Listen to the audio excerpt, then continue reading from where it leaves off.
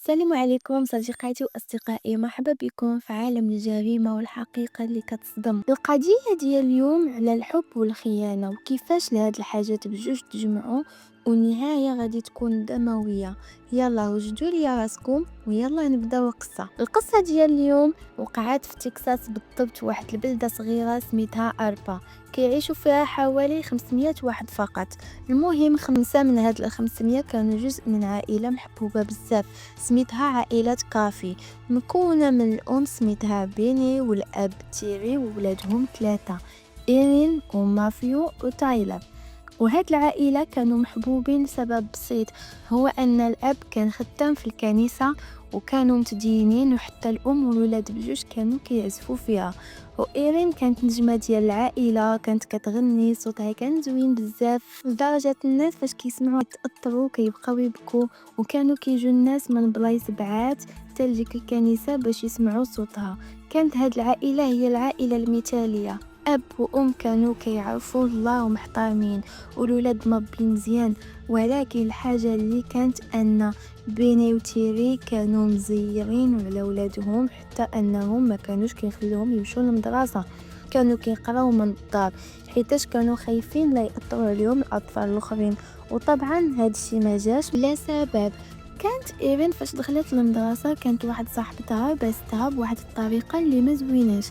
الاب والام ساقوا الخبار وتعصبوا بزاف وخافوا شي حاجه بحال هادي تغير تفكير وميول بنتهم، وشافوا احسن حل الدراسه المنزليه اللي كانت مسؤوله عليها هي الام بيني. من بعد ايامهم كانت غدا عادي كيقراو في الصباح مع ماماهم، وفي العشيه كيمشيو للكنيسه، وكانوا كيرجعوا في العشيه كياكلوا كينعسوا. حياتهم بقات هكا حتى دارت إيرين 16 عام. والديها بداو كيطلقوا شويه بشويه وخلاوها تقرا الثانويه في المدرسه، وجابوا ليها طوموبيل وخلاوها تخدم في واحد المطعم. صافي زعما البنت كبرات وخاصها تتعلم المسؤوليه. كنظن ان كاع هادشي اللي قلت حتى لدابا راه العائله خدامه مزيان، حتى نهار 1 مارس 2008 البوليس جاهم بلاغ 4 ديال الصباح من واحد من الجيران ديال عائلة كافي ان تيري الاب بقى كيزحف حتى لدارو، دق عليه كيطلب منه يتصل بالنجدة. منين سمعوا هاد الشيء الاسعاف والشرطه والمطافي مشاو طاروا للدار ديال عائله كافي. تما وصلوا شافوا واحد الحريق كبير بزاف ومرعب لدرجه ما قدروش يطفوه. الشرطه بداو التحقيقات، الاسعاف بداو تيري المستشفى، والمطافي بداو كيحاولوا يطفيو هذيك العافيه، ولكن كما قلت لكم كانت قويه بزاف، بقات حتى للصباح حتى تحول البيت لرماد. تحقيقات عرفوا البوليس باللي تيري بوحدو اللي خرج من الدار، وهذا الشيء معناه ان كل افراد الاسره تحرقوا، وفعلا واحد بواحد بداو كيخرجوا جثث. وكان سؤال واحد كيسولوه كاع الناس، كيفاش هاد الحريق بدا؟ واش الاب هو اللي دار هاد الشيء وبغى يبان بحال هو ضحيه؟ كلشي كان كيستفسر بحال ما هكا وكيقولوا باللي هو مول هاد الشيء. ولكن التقارير ديال المستشفى بينوا ان هاد النظريه خاطئه 100%، حيت تيري كان مضروب فردي 5 ديال المرات ونيفو وخدو مهرسين وجا تلف اعصاب في يديه. هادشي كيوضح انه كان كيحاول يدافع على عائلته، ولكن للاسف المجرم كان خطير بزاف وتيري ما قدش عليه. طبعا كيف وصل للمستشفى دخلوا للعمليه فورا حتى ما كان عارف واش تيري غادي يبقى في الحياه ولا لا. ولكن كيف ما تصدم كل شيء، تيري قال اسم واحد قبل ما يدخل العمليه.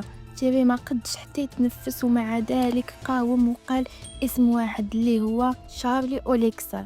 فمجرد البوليس عرفوا هاد المعلومات بداو كيقلبوا عليه، وبما ان هذيك بلده صغيره كانوا عارفين شكون هو وشكون صحابه. والبحث بقى جاري حتى وصلوا لواحد المقطوعه سكنيه ديال واحد سميتو مافيو، وهنا فين كان شارلي وخو مافيو الصغير تشارلز وبوبي صديقتهم كيجلسوا فيها. الشرطه دخلت ولقاو تشارلز وبوبي تما، سولوهم على شارلي فين هو.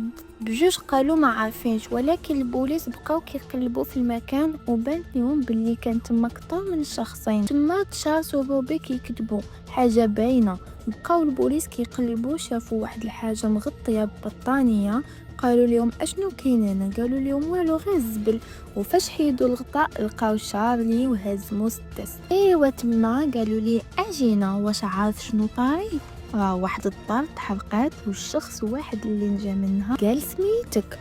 بطبيعة الحال شارلي قال لهم أنا كنت البارح سهران وسكران ما عرف والو، ولكن حوايجو كانوا عامرين بالدم، وفي نفس الوقت هز مسدس في يديه ما عنده ما ينكر. ثم البوليس لقاو عليهم القبض وداوهم، وباقي الشرطة بقاو كيجمعوا أدلة. ثم لقاو تما رخصات ديال السياقة ديال إيرين، ولقاو القرطاس بزاف. واحد شوية البوليس بقاو كيقلبوا كيجمعوا الأدلة. تما بان لهم واحد الشعر صفر مدفون تحت الزبل. بقاو كيجبدوا في الزبل باش يحاولوا يشوفوا واش داكشي، ولكن الصدمة كانت انه هذيك ماشي باروكة كيف ما كانت لحسابهم، هذيك إيرين. حلات عينيها وقالت لهم اشنو كندير انا هنا. البوليس كانوا مصدومين حيت هما كانوا حاسبين انها ماتت مع عائلتها، وكانوا كيقولوا غادي يلقاو حتى هي الجثه ديالها كيف ما تلقاو الجثات الاخرين.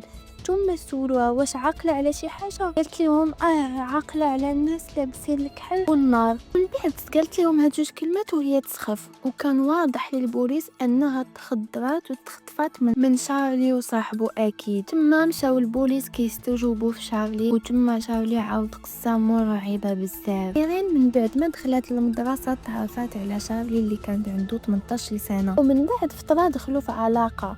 إيرين كانت فرحانة بزاف وكانت كتقول هذا هو شريك حياتي. من بعد دازت فترة على علاقتهم وهي تقول خاصني نعرفو على والديا، ولكن والديها ما عجبهمش بتاتا، به مضطرب وعنده مشاكل نفسية من الاخر، ما كانوش مرتاحين ليه. حيت حتى فاش جابتو يتعرف عليهم قال ليه تيري واش انت هو شارلي اللي بنتي كتعاود ليا عليه؟ قال ليه هو هذا، وانت شكون؟ وما احترموش وقلل منه. من بعد بقات ايرين كتطلب في والديها يعطوه فرصه وكتزوق فيهم. قالوا ليها واخا ولكن مع قوانين صارمه. تليفون قالوا ليها غادي يطفى مع 10 ديال الليل. تاني حاجه ما تفوتيش 9:30 وانتي على برا، خاصك تكوني في الدار. وثالث حاجه انها وقت ما بتلاقى مع شارلي يتلاقاو في الدار باش يكونوا قدام عينيهم. ايرين وشارلي سمعوا الكلام وبقاو كيمشيو معاهم حتى للكنيسه.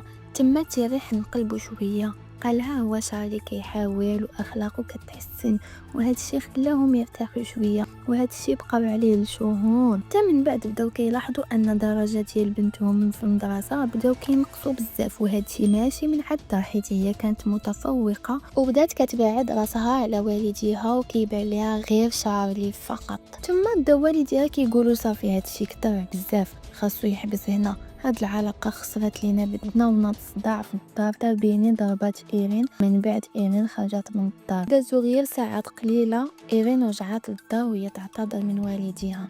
وفي 27 فبراير إيرين وشارلي أخيرا صافي تفارقوا، وهذا الشيء عصب شارلي بزاف وكيقول علاش دير ليا هكا وتخليني على قبل والديها.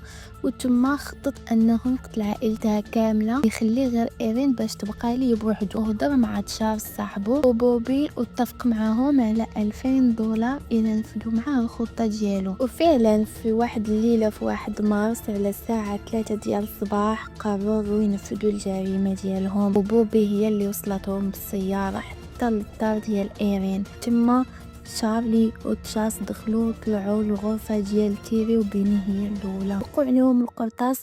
ثم شارلي مشى لبيني وبقى كيدبح فيها بواحد السيف باش يتأكد أنها ماتت. وبالنسبة لتيري قالوا راه صافي مات حيت طلقوا عليه هو 5 ديال الرصاصات. ومنين سالوا من الأم والأب مشاو للغرفة ديال الولاد وقتلوهم حتى هما بنفس الطريقة. ومن بعد شعلوا العافية في الدار وهربوا. ومن بعد الاعترافات ديال شارلي للشرطة كانوا مصدومين بزاف. كيفاش قالوا ليه انت بغيتي البنت وقاتل ليها عائلتها؟ قالوا ليه على بهاكا غادي تبغيك وغادي تكون معك مازال؟ ما قال لهم شارلي لا انا ما درتش هادشي راه تطلب مني. تما البوليس تصدموا بقاو كيشوفوا في بعضياتهم. قالوا ليه كيفاش؟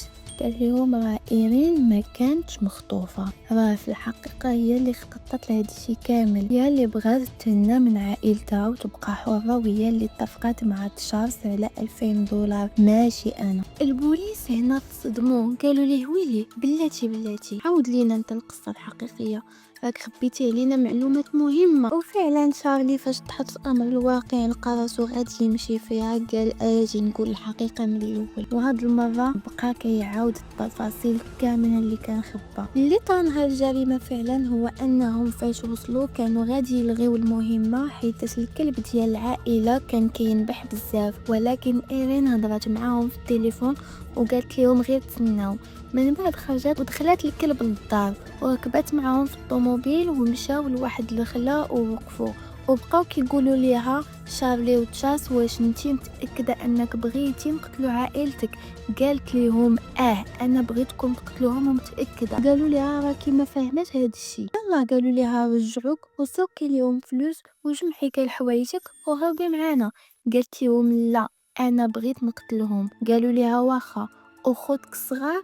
قالت لهم حتى هما قتلوهم ماشي مشكل، حيتاش قالت لك مره كانوا كيعصبوها وما كانتش كتحملهم. صافي وافقوا. رجعت تشارلز وتشارلي للدار وايرين وبوبي بقاو في الطوموبيل حتى نفدوا الجريمه. ومن بعد فاش شعلوا العافيه في الدار وهربوا، ايرين كانت فرحانه بزاف. من بعد البوليس فاش استوجبوا تشارلز وبوبي قالوا نفس الهضره بنفس التفاصيل. من بعد هاد المعلومات مشاو البوليس شدوا ايرين، وفي الاستجواب قالت ليهم والله ما درت هاد الشيء، راه هما خطفوني في وسط الحريق. ومشاو البوليس بلا عكس داروا فحوصات لحوايجها، ما لقاوش حتى شي ريحه ديال الحريق ولا حتى شي حاجه، وليها حتى التحاليل ديال الدم ما لقاوش حتى شي اثار لشي مخدر دخل الجسم ديالها نهائيا. هادشي غير انهم لقاو 12 مكالمه وبعض الرسائل بينها وبين شارلي قبل الجريمه، وطبعا كانوا كيتكلموا على المعلومات ديال الجريمه كيفاش غادي ينفذوا. من بعد هادشي كامل كيأكد ان فعلا كانت العقل المدبر لمذبحة عائلتها. فاش واجهوها بالادله قالت لهم بصح انا درت هادشي حيتاش كنت باغا تشارلي وبغيت نبقى معاه. والحاجه اللي كتضحك تبين انها كدابه، كانت تعرفت على واحد الولد في الكنيسه سميتو مايكل، كانوا حصلوهم الناس وقالوها لوالديها وتما انتهت العلاقه معاه.